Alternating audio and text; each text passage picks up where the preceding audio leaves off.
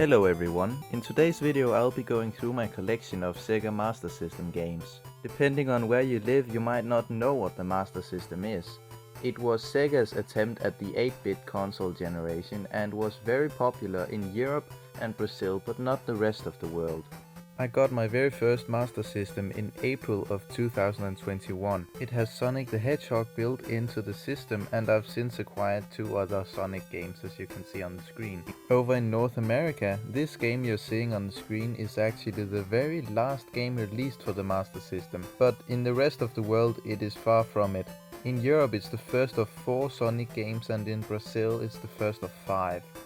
Before Sega made the Sonic games, they attempted to make a different mascot character called Alex Kidd, which went somewhat well, but nowadays this series' biggest fans are the ones who grew up with it. My third and final Master System is the Model 1, which is better in pretty much every way. First of all, I like the look of it a lot more. Second, it has the card slot, as opposed to the Model 2, which removed that one. And lastly, something very important to me, it can do something better than RF, which the Model 2 can't. It has an AV output which gives you either composite or RGB. Now the cable I have for it is composite sadly, but I'm looking for an RGB cable to get the best quality possible.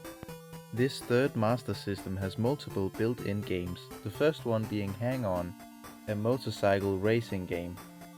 And very similar to Hang On is World Grand Prix, which is pretty much the same but with Formula 1 cars instead of motorcycles.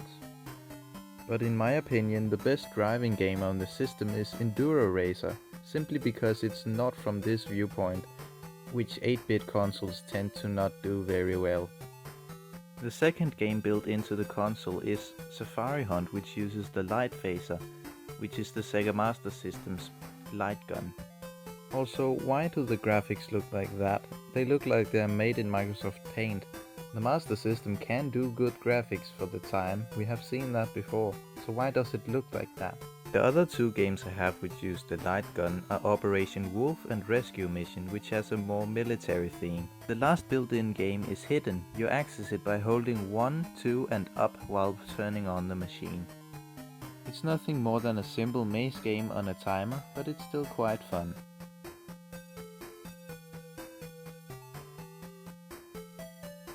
Back in the day, Disney made some surprisingly good platform games, and I have these 4. And these are of course no exception, they're all great fun. Speaking of platformers, there's also the Asterix and Obelix games.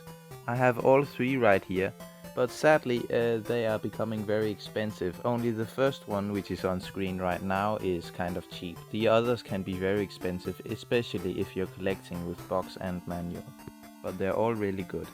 Let's step away from the platformers for a moment and talk about Bank Panic, because this is one of my favorite simple games on this system.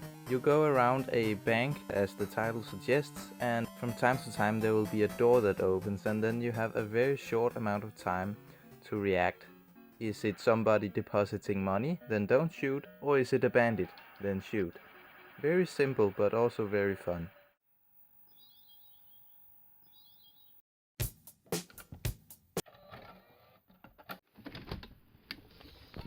Oops, that was the wrong version of Billie Jean by Michael Jackson.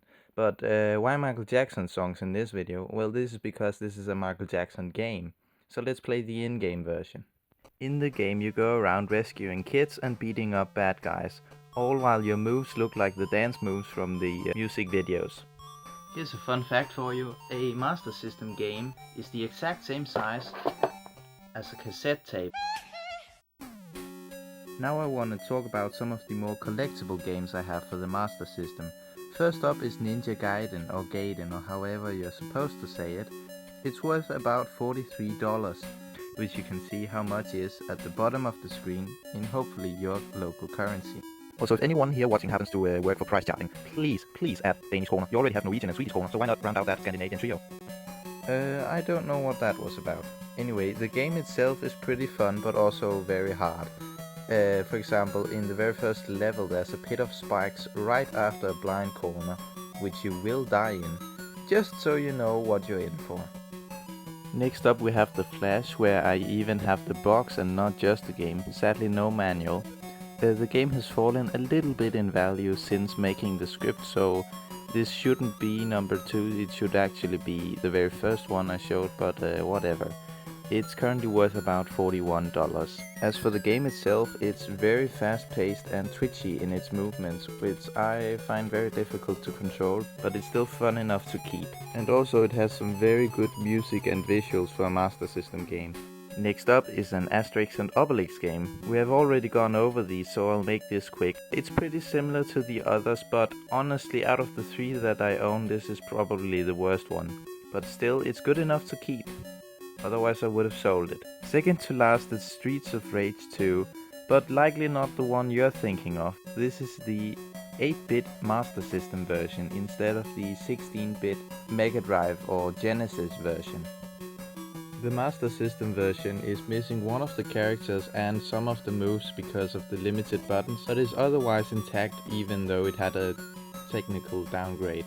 Even though I must say I prefer the 16-bit version, both of these are real showstoppers for their respective consoles.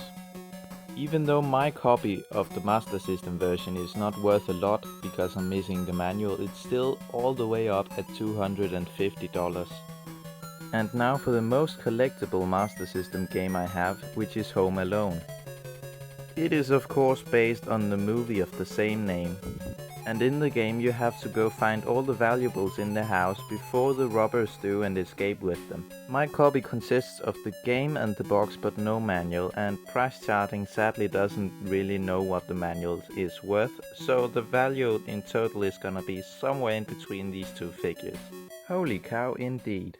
Now I think it's time for something more affordable. Well, mostly, because Streets of Rage is also part of this. This is all of my beat 'em up games for the Master System. And the one you're seeing right now is My Hero, which has some fantastically annoying music, which I'm gonna let you listen to right now.